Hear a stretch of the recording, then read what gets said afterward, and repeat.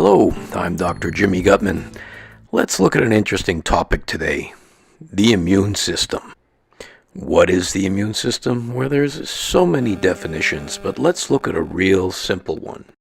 Think of your immune system as your body's primary defense system. Now, defense against what? Well, defense from something we call a foreign antigen. Classic examples would be a bacteria, or a fungus, or a virus, or a parasite. All of these are not supposed to be in your body.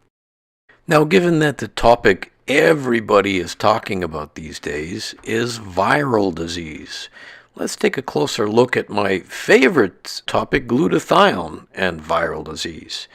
If you go to PubMed, which is the most reliable source of original research, let's get an idea of how many publications have been posted there on this very subject.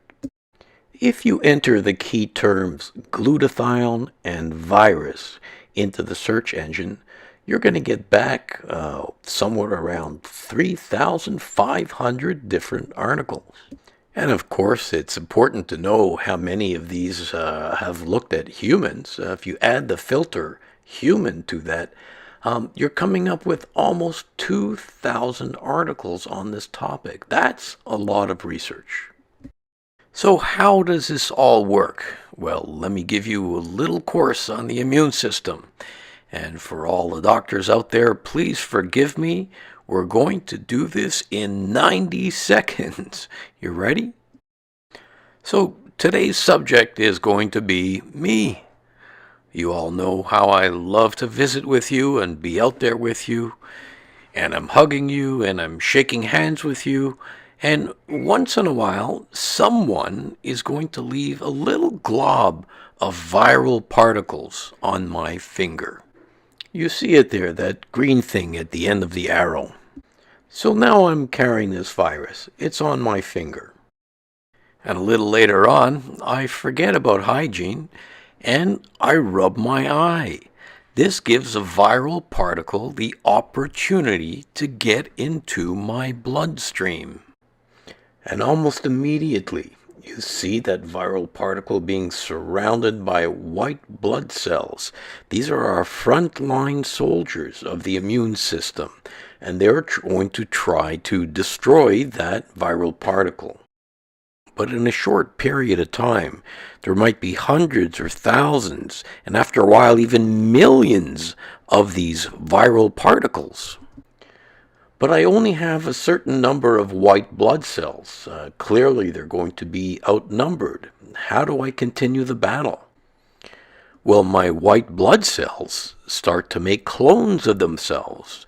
They multiply over and over and over again, trying to build up their numbers to win. And in their ideal situations, this division can take place 500 times. That's not 500 white blood cells. That's 500 divisions. So you can't even fit a number that large on your calculator. But here's the thing. When glutathione levels begin to fall, this process starts to slow down. And as Dr. Gustavo Bunos so eloquently wrote, the limiting factor for the function and clonal expansion of lymphocytes, or white blood cells, is their availability of glutathione. I like to put it a little bit simpler. Think of glutathione literally as food or fuel for your immune system. Bottom line, as glutathione levels fall, so does your immune function. So please, eat well, sleep well, wash your hands regularly, don't touch your face, minimize social habits like kissing and shaking hands, and finally, pay attention to your glutathione levels.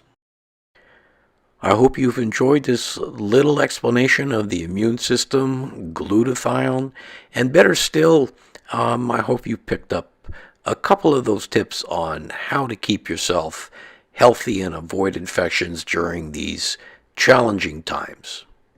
Looking forward to seeing you again soon.